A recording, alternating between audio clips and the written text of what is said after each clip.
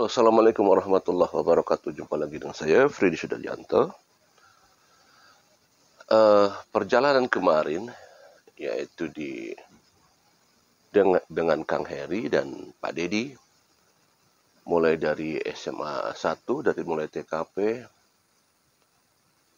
menuju ke tempat yang sangat jauh dari TKP, masuk ke daerah pegunungan, perbukitan, perkebunan. Ada pengalaman yang sangat-sangat luar biasa dan sangat-sangat aneh. Di perjalanan Kang Heri nge-vlog lah, ya kita tahu di media. Nah, selama perjalanan saya katakan tadi ada hal-hal yang aneh, ada hal-hal yang luar biasa, dan kok timingnya bisa bersamaan. Timingnya bisa bersamaan pada saat kita berangkat ke sana,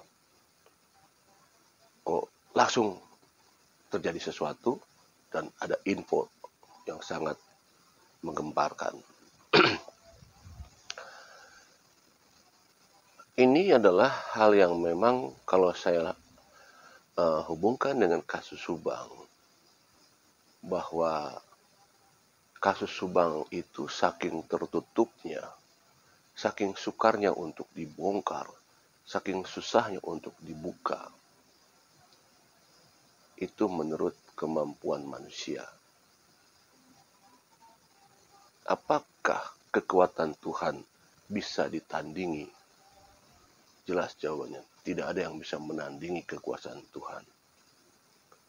Kalau Tuhan sudah berkehendak, bagaimanapun jalannya, jalan itu akan terbuka selebar mungkin, walaupun mulai dari celah-celah yang terkecil. Kita yakini bahwa ini kasus adalah kasus yang luar biasa sadis. Ini kasus yang apa ya, kalau dibilang sadis ya sadis gitu loh. Betapa tidak ada perikemanusiaan kalau saya lihat ya. Mulai daripada kedua korban ditumpuk, bayangkan ya, ditumpuk dalam suatu mobil. Kemudian saya tidak akan mengatakan bagaimana keadaan wajah korban ya, tapi sangat-sangat membayangkan di mana rasa yang ada di orang tersebut sehingga melakukan hal demikian.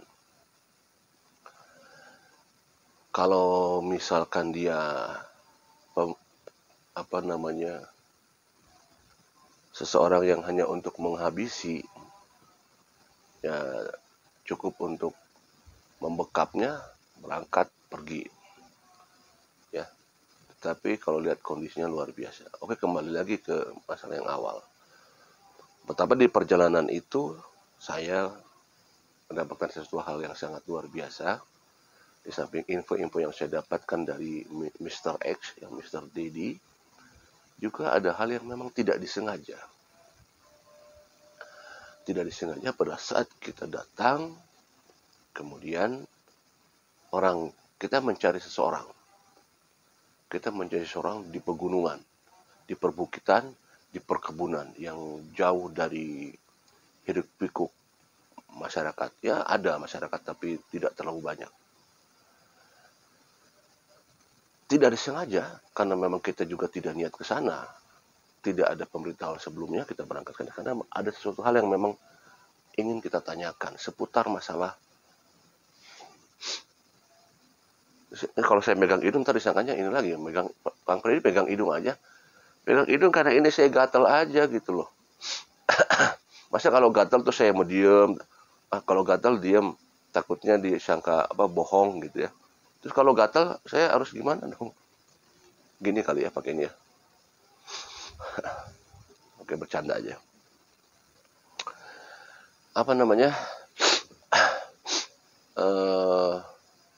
Tadi sampai mana ya, lupa lagi. Tidak sengaja. Jadi ada hal yang memang kita tanyakan kepada orang itu seputar lembaran. Saya bilang lembaran aja lah. biar nanti penjelasannya susah diungkapkan, lembaran sajalah gitu ya. Akan menanyakan lembaran kepada orang itu yang konon katanya orang itu mengetahuinya. Tetapi tidak disangka pada saat ke sana, selang hanya beberapa menit, jadi kalau pasti liwaran gitu loh. Jadi kita datang, yang bersangkutan udah berangkat. Yang bersangkutan sudah berangkat.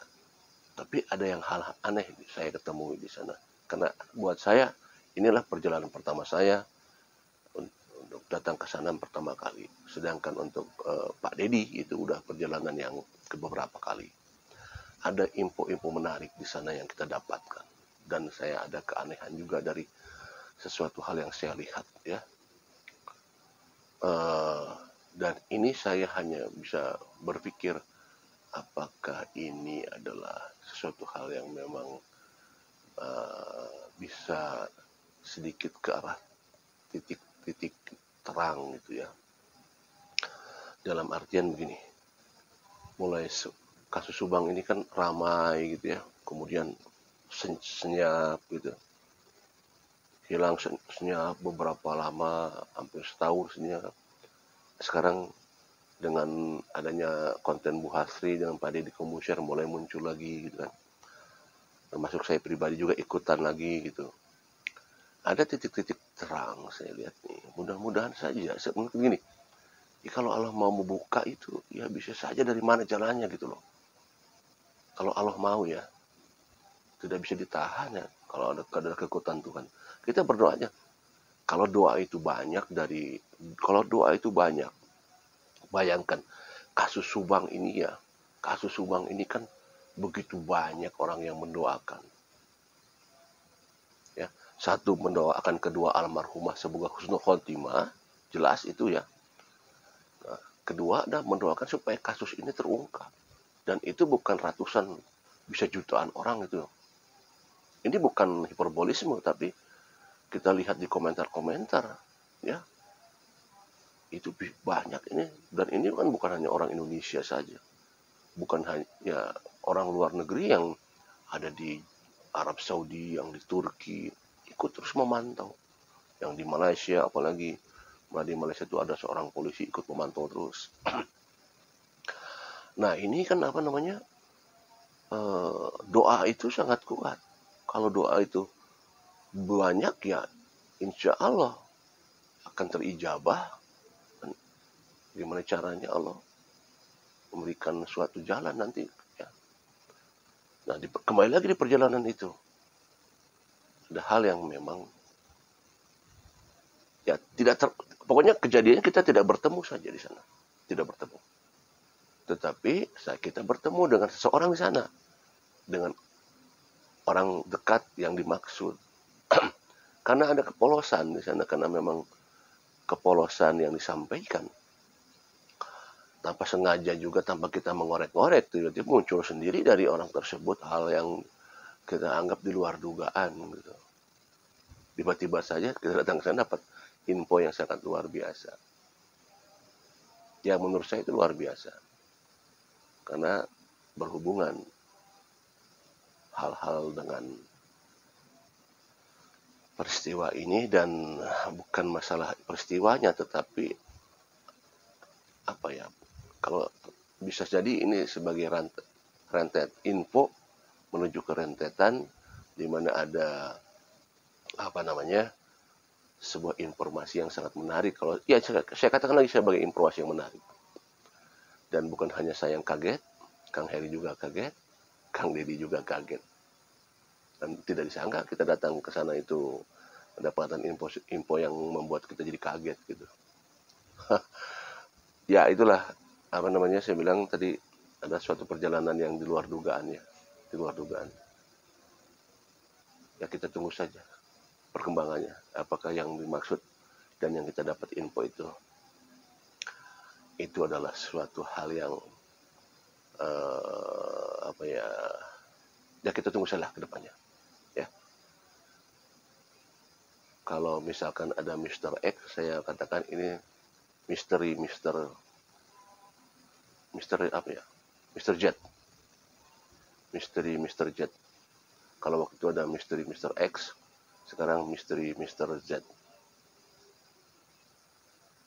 Kita berdoa terus berdoa agar kedua korban dalam keadaan husnul khotimah dan mendapatkan keadilan yang sebesar-besarnya, dan kita tunggu campur tangan Tuhan atas dasar korban yang begitu sadis.